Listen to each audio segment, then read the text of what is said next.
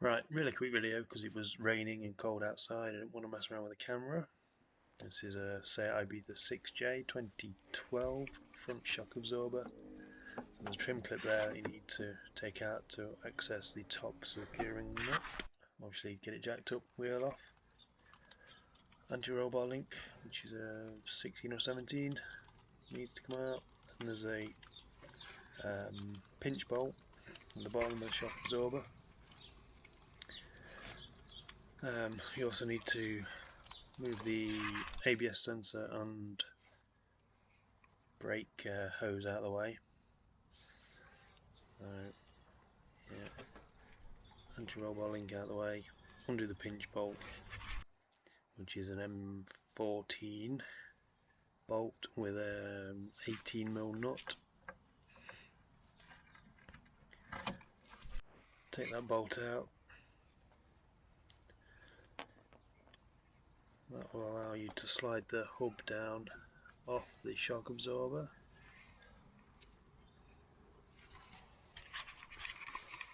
And then you'll have to take that nut out, which is a 21mm. So here I'm just using a hammer. Knock the hub down,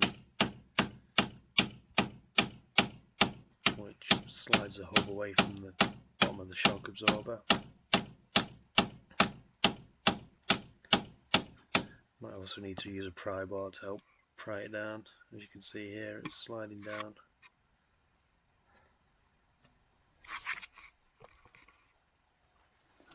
Yeah, once you've undone the top nut, it all comes out in one unit, like so.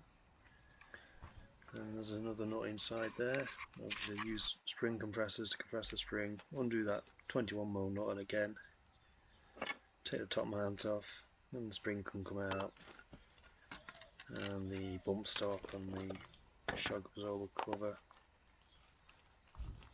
and then transfer it all to the new shock.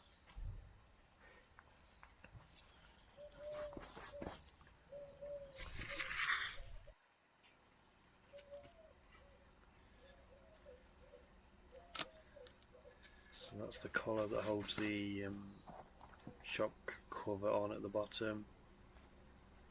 That's the bump stop. They'll just slide together.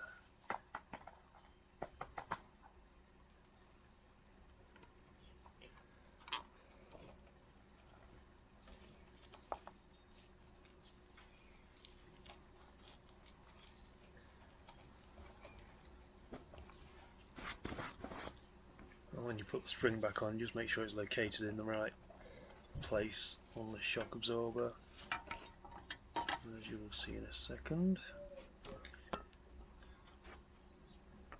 And then spring on, top mount back on.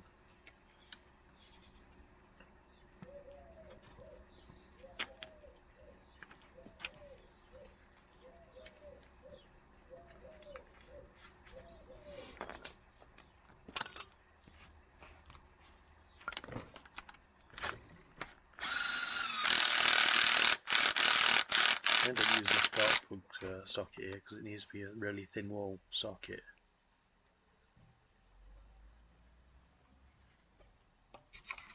And there you go, make sure it's lined up, the string's lined up in the right places, top and bottom. And you can put it back in the car. Tighten the pinch bolt up, anti-roll bar back on, ABS wire and brake pipe clip back in. Job done. Actually, nut back in the top mount. So sorry it's so short, but please like and subscribe, all that usual stuff. Thank you.